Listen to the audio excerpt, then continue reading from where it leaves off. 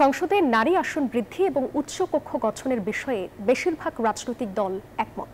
তবে নারী আসনে নির্বাচন পদ্ধতি এবং উচ্চকক্ষ গঠন প্রক্রিয়া নিয়ে ভিন্ন ভিন্ন মত দিয়েছে রাজনৈতিক দলগুলো।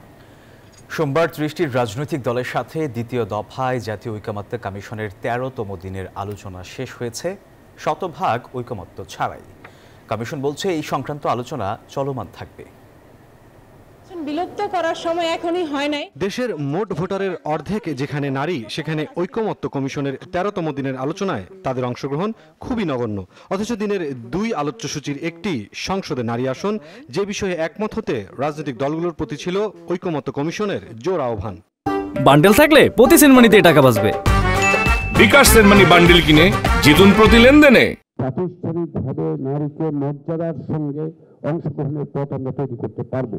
দিনভর বৈঠকের প্রথমাংশে নারী আসন নিয়ে দলগুলোর মধ্যে হয় তর্ক বিতর্ক। জাতীয় ঐকমত্য কমিশনেই অনৈক্যের অভিযোগ করেন রাজনীতিবিদরা।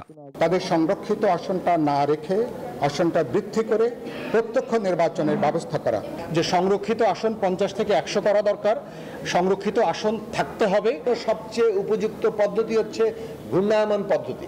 ১০০ নারী আসনের পক্ষে বিএনপি, জামায়াত, এনসিপিও। তবে নির্বাচন পদ্ধতি নিয়ে দেখা গেছে বিভেদ। এই নারী আসনকে আমরা তার দ্বিগুণে মানে 50 থেকে 100-তে উন্নীত করার জন্য আমাদের দলের পক্ষ থেকে, বিএনপির পক্ষ থেকে প্রস্তাব করা হয়েছে। সেই নির্বাচন প্রক্রিয়া বিদ্যমান যে ব্যবস্থা আছে সেই একই ব্যবস্থায় আমরা মনে করেছি এখনো বহাল থাকা উচিত।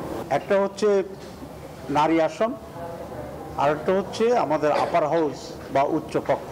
এটা পিয়ার সিস্টেম হবে, পিয়ার অফ দি ভোটার্স, ভোটারদের আনুপাতিক নির্বাচন যেটা প্রিপ্রেজেন্টেশন তার ভিতরে হবে। এটা তাদের অরিজিনাল প্রস্তাব ছিল। বর্ধিত যে 100 আসন, সেখানে যেন সরাসরি নির্বাচনের মাধ্যমে নারী প্রতিনিধিত্ব সংসদে আসতে পারে, সে ব্যাপারেই জাতীয় নাগরিক পার্টির তরফ থেকে আমরা আমাদের প্রস্তাবনা উত্থাপন করেছি। কমিশনের পক্ষ থেকে এই বিষয়ক আলোচনা অব্যাহত রাখার কথা বলা হয়েছে।